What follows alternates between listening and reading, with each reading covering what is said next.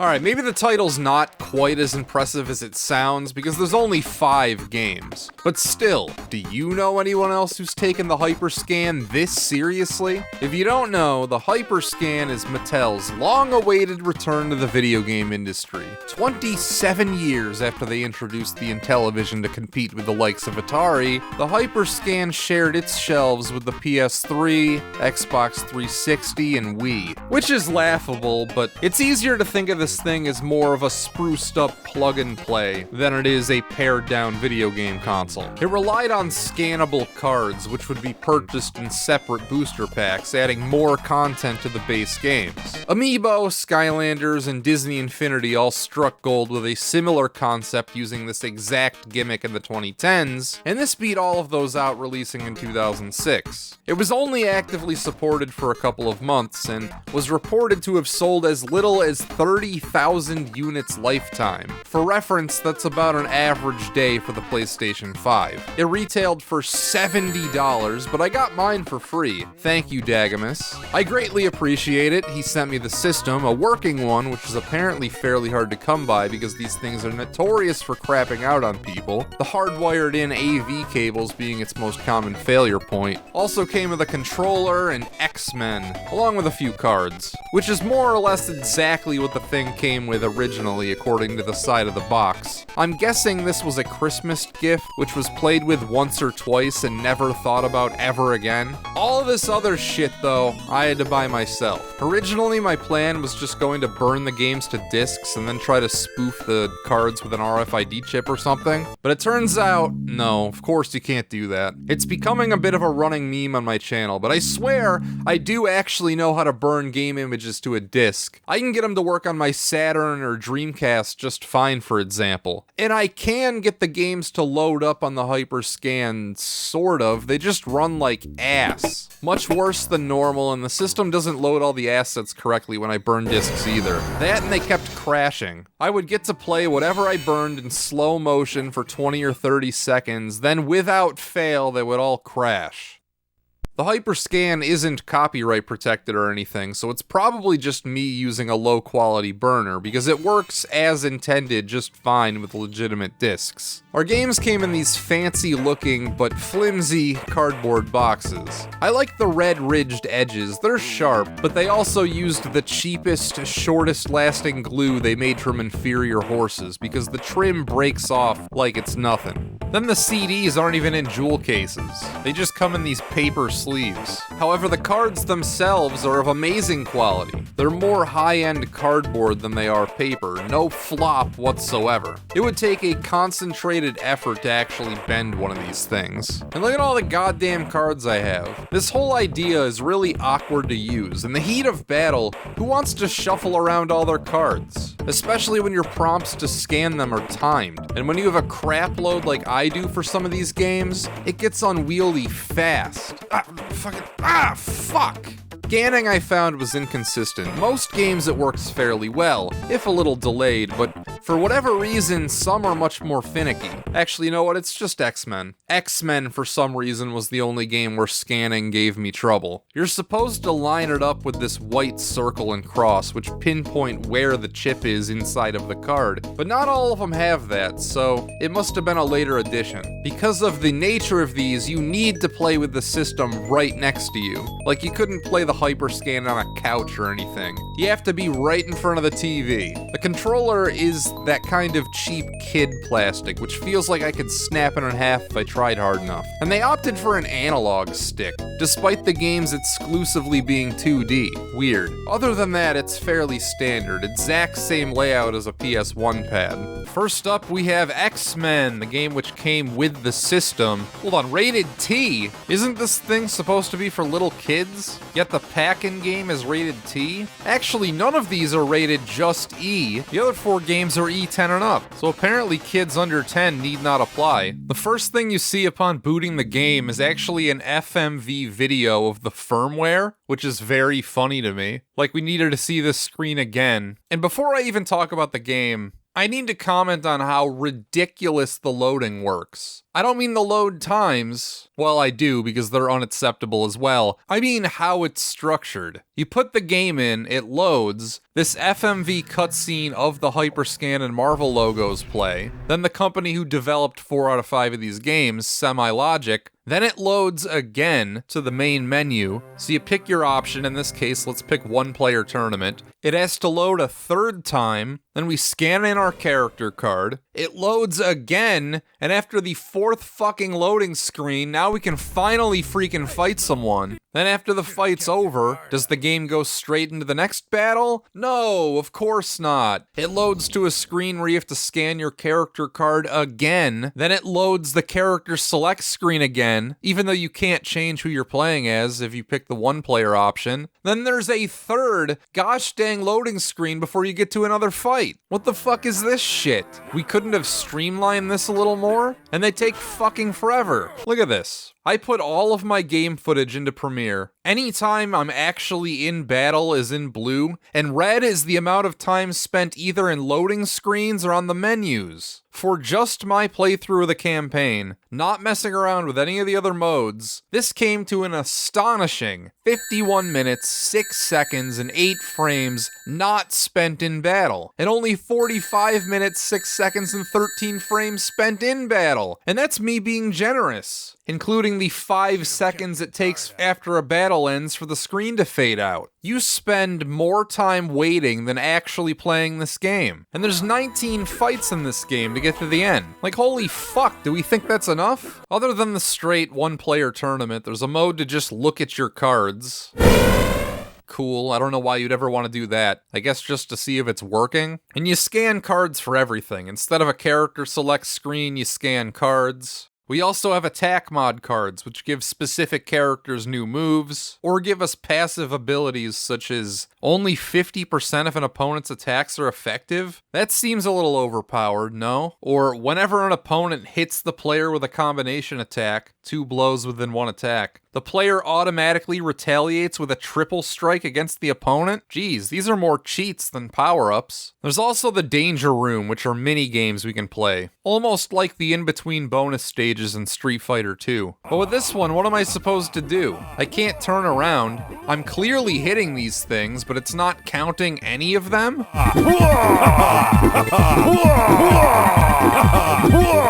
This one's easy. You just need to mash the punch button to move these gears across the map.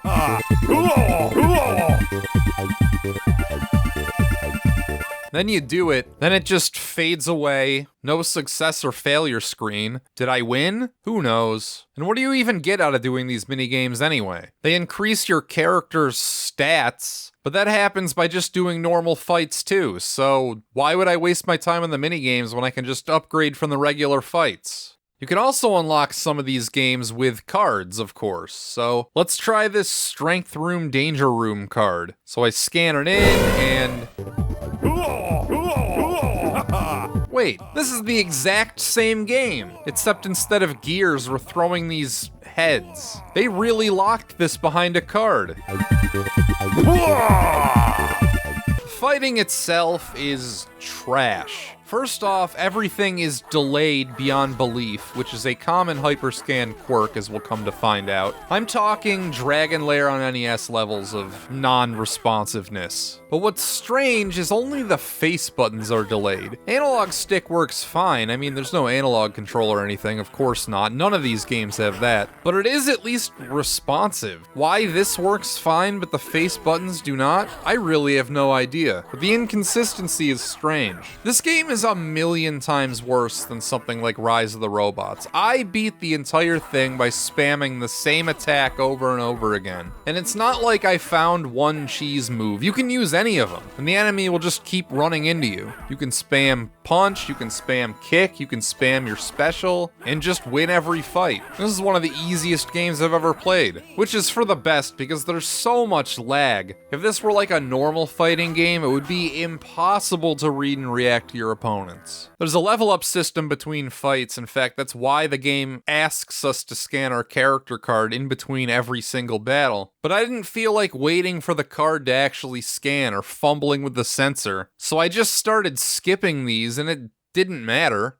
I never noticed a difference when I was bothering to scan the card again, and I was able to get through the game just fine. After you win a fight, the game prompts you to scan a fatality card, called a finishing move card, but you have to have the specific character for the fatality. I don't have any for Wolverine, and that's who I played through the whole game as. So I did just a one-off fight to see what these are all about. Alright, I win the battle. I'll quick grab the card, scan it. Do you feel the heat? Wow, that's it. And scanning the wrong cards don't do anything either. I thought it would be fun to try cards from other games to see if I can get them to respond. But no, the Hyperscan is smart enough not to accept these. It's a little more locked down than I would expect, actually. Kudos to them. So after 19 fights and 51 minutes of loading screens, this is the ending to X-Men on the Hyperscan.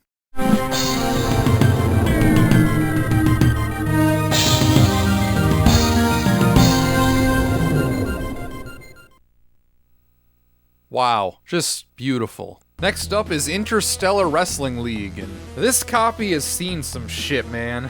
Wow, look at how beat up it is. Reduced 25%, so now it's $8.44. In 2015? That's 9 years after this thing came out. This is the only game for the Hyperscan not based on an existing IP. The Interstellar Wrestling League was created specifically for the Hyperscan. I'm so sorry, your intellectual property was dead before it even started. And I only have the 7 cards which came with this game. Actually, wait, the packaging says it came with 6, yet somehow I have 7. Weird, I wonder where I got the extra card. So this means I only have a choice between 2 characters. Canned Heat or Galactro the Magnificent.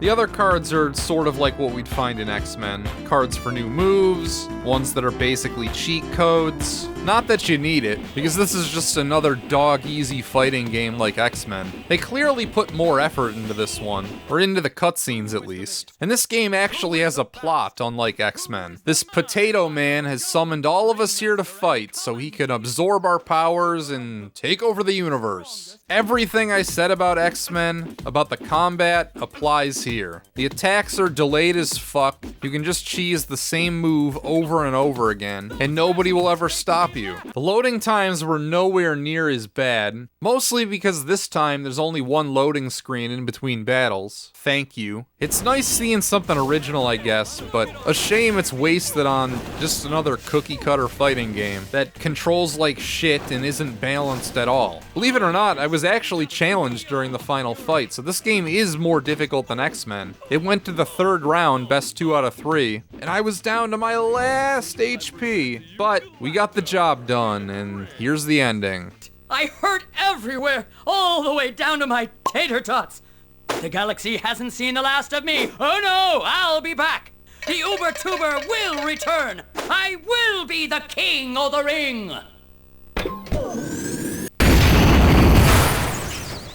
Hilarious.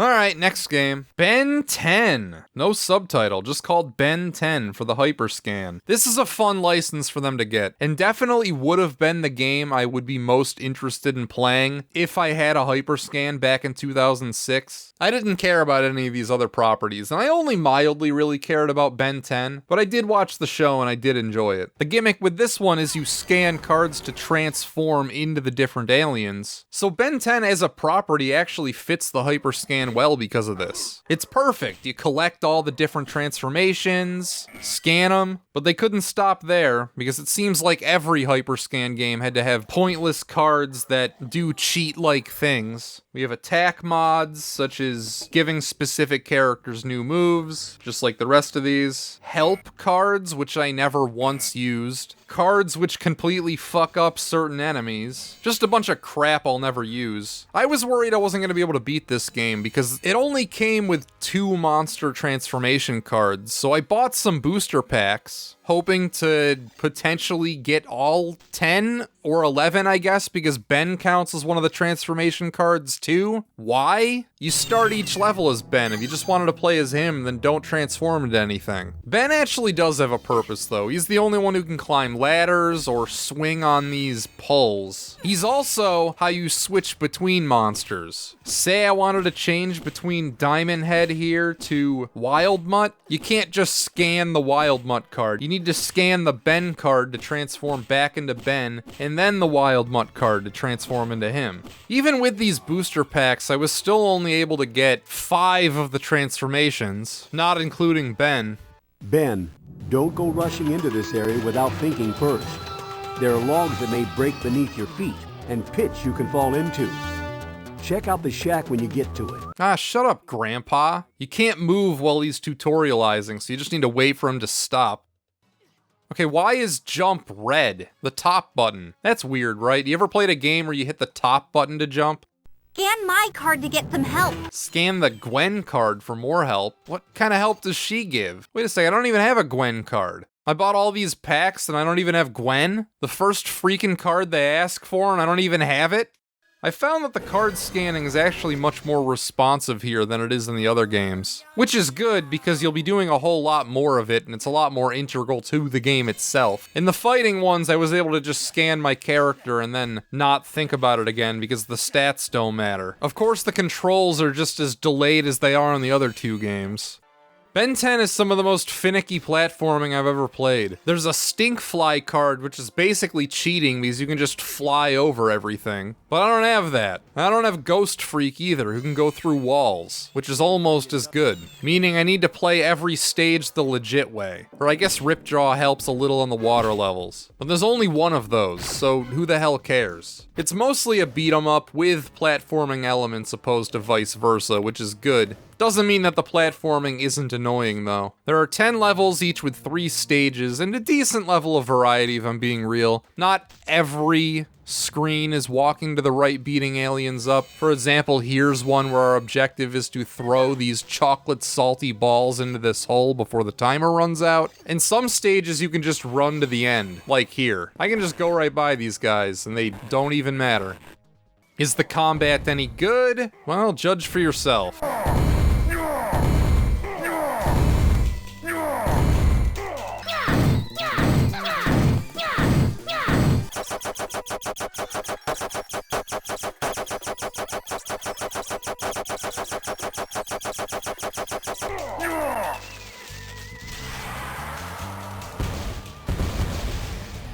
Congratulations.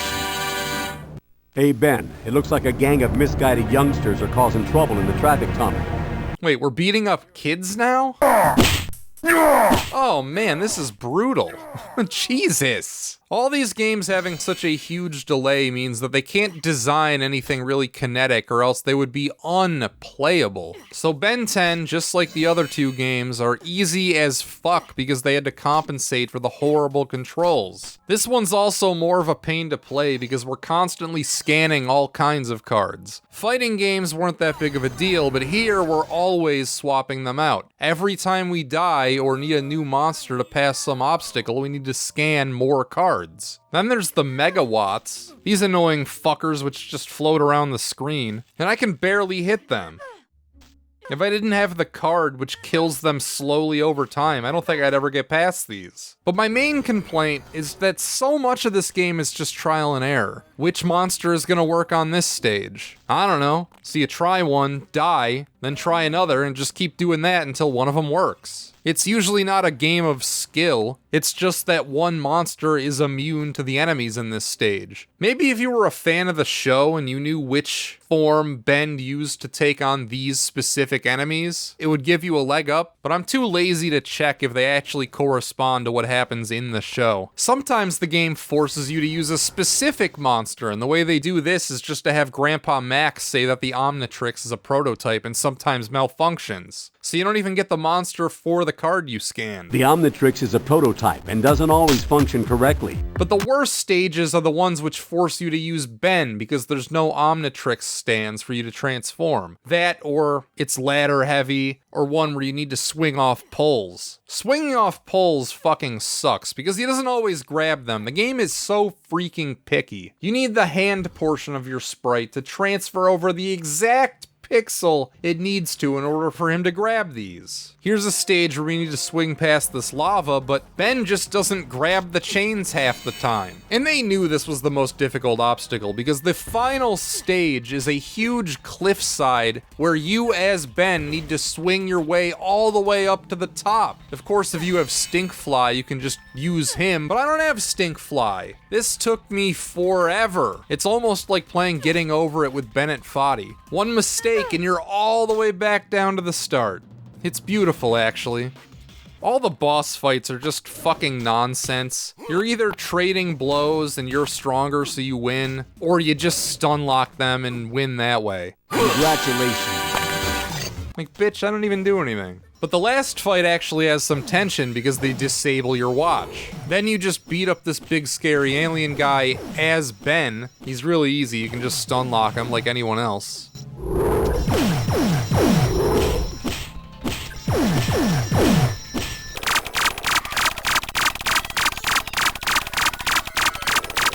Then congratulations. Oh, that's funny, the text is fixed in place, like it doesn't scroll with the screen. You cannot run. You cannot hide from me. I will find you and destroy you. Huh. Wait, that's the end? Were they setting up for a sequel? Then the credits just awkwardly cut off the theme song.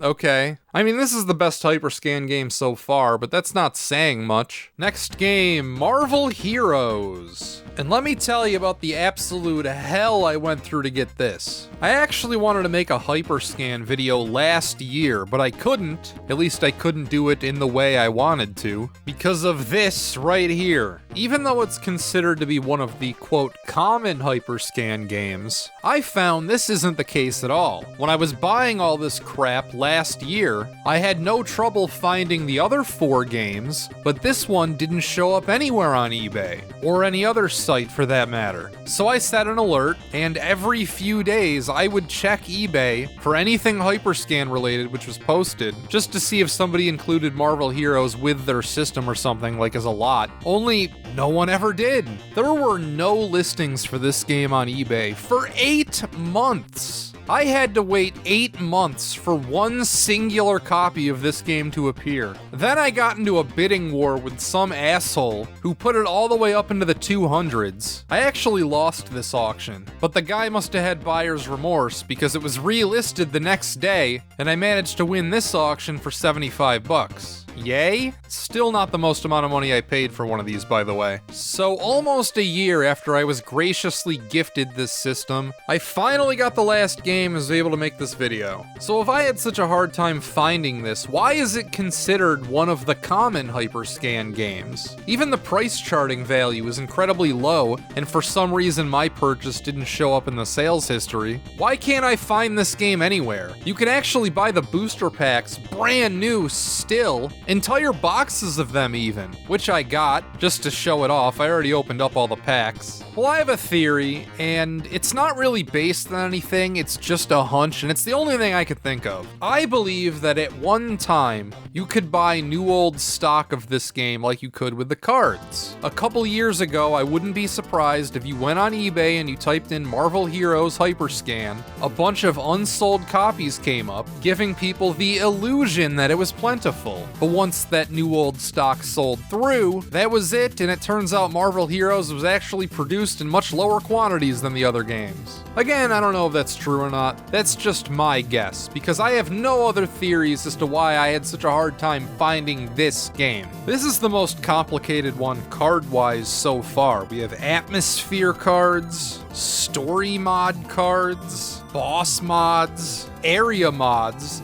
some of which look exactly the same yet are different. See the names on the side there. Villain mods, not to be confused with boss mods. And of course, the characters. Even though I bought an entire unopened shipping container out of 70 total released cards for this game, I ended up with 53 of them and a shitload of doubles, which fucking sucks. That means that they're completely random. And I'm sorry, if you buy an entire unopened container of these things, you should end up with every single card. Is that too much to ask for? And most of these cards don't even matter anyway. The only ones I really used were the character card. The game's easy enough that the others don't really matter. This game splits up its stages between the various character cards. Each character has its own campaign, which lasts 3 stages, meaning I can't play every level because I don't have every character card. That sucks, but each of them have their own ending anyway, so I can just say that I finished it, even though I only finished the characters that I have. It's not like they're building to one grand scenario at the end or anything. The game doesn't remember when you finish one character's campaign. There's no saving or anything. So you go through all the Hyperscan bullshit, scan your cards, after some loading screens, enter the game, and holy shit, wait a second. The controls in this one aren't delayed like in all the other games. In fact, they're pretty snappy. What the fuck is going on here? You're telling me you can have a Hyperscan game where you press a button and a thing actually happens on screen? I don't need to wait 1.5 seconds for the character to actually do what I told him to do? Holy shit! I can't believe it. You're telling me it was possible on this piece of shit? Wow. Okay, I mean, I guess I'll give this one more of a shot. The game itself is still incredibly simple and mostly nonsense, such as this stage, which begins with me already getting hit. Okay, fuck you. It's just a simple beat 'em up. There's no level variety. Your objective every time is to kill all the enemies on a screen before you move on to the next. Mindless stuff, but it works, which means that it's the best game we've got to so far. I mean, don't get me wrong, it's still a piece of crap. They reuse stages between characters, like here, Elektra, who I thought was Dennis Rodman's girlfriend, but I guess she's a Marvel character too, reuses one of Storm's and one of Captain America's. Even though you can choose from a whole bunch of different characters, it really just boiled down into 2 types. Ones which can fly and ones which can't. The stages with the flying characters are easy as hell because you can just cheese all the enemies from the air. None of them can fly with you, so there's nothing stopping you from just floating above them and kicking their ass from up here. Ironically, this makes Hulk one of the most difficult enemies because not only can he not fly, he has the worst jump and his hurt box is fucking enormous. He's the only character that really gave me difficulties. But he does have a flex button, which is cool.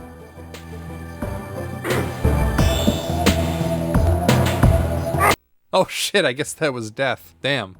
Last character I tried was Spider-Man. He controls just like all the other ground people, which is a shame because you can have a lot of fun with Spider-Man. Knock this guy off and that's it. Here's the ending.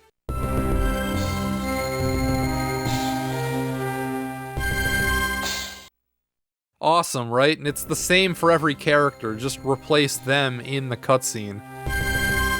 For some reason, this game would cause my capture to randomly jitter after a bit. In fact, all the Hyperscan games did something weird to my capture if I left it going long enough. Ben 10 got weirdly misaligned, for example. All of these issues fixed when I reset my capture, but it's strange. It's like this console wasn't meant to be on for long periods of time. Yeah, Marvel Heroes isn't the worst thing I've played in the world, but it's nothing special either. If this were on any other system, it would be one of the worst games, but on the Hyperscan, it's actually kinda cool. Which brings us to the final Hyperscan game, a Toys R Us exclusive. Holy shit, it's Spider-Man! This right here is considered the holy grail of Hyperscan collecting. It's the most expensive game, though after I've blown the lid about the Marvel Heroes shortage, maybe it won't be going forward. And as I'm speaking, there's only one copy on eBay. They're asking $85. As I explained, yeah, I think this is erroneous. Spider-Man is always expensive when it pops up, but it's on eBay all the time. You don't have to wait long for a copy of this game to show up. I was able to buy it straight away. Now, I don't have any booster packs, nor have I ever seen any on eBay, so this is probably the game where it's hardest to acquire cards. I only have the ones which came with it. What if I told you that this last Spider-Man game is actually good?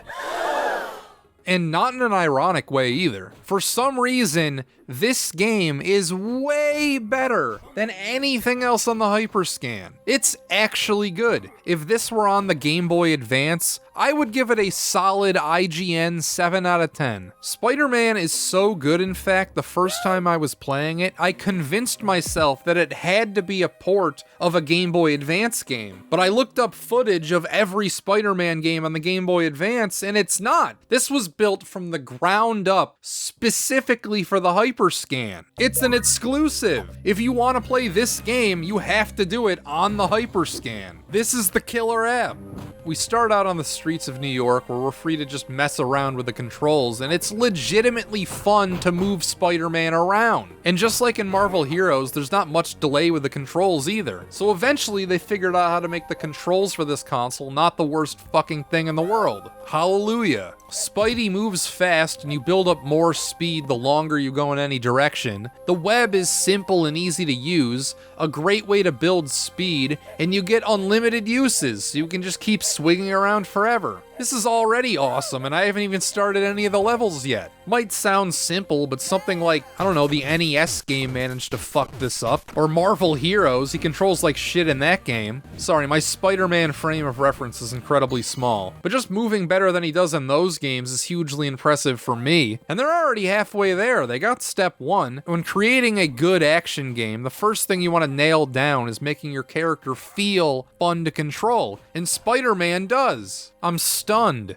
The starting screen acts as our stage select. Most of them start out locked. See, they're color-coded. There's 4 stages of each color, and in order to move on to the next group of levels, you gotta clear 3 out of the 4, plus a 5th boss stage which opens up after you do this. At its core, it's a beat-em-up, not unlike Marvel Heroes, but unlike that game, Spider-Man has incredible level variety, to the point where it's rare our objective is just to beat up all the bad guys. To name a few, there's missions where you stop specific NPCs from getting away with a robbery, delivering pizzas, trying to stop this moving car before it gets off screen, catching art exhibits as they're being thrown out of a museum, putting fires out on the very same museum, removing bombs from one of the supports of this bridge, saving people hanging off of buildings or blimps. This concept actually evolves because in later stages, the Green Goblin or Black Spider-Man, whatever the hell he's called, will be trying to take the same people away, so you need to get to them first to prevent them from doing so. Holy shit, I could not be more impressed. This may be a 7 out of 10 on the GBA,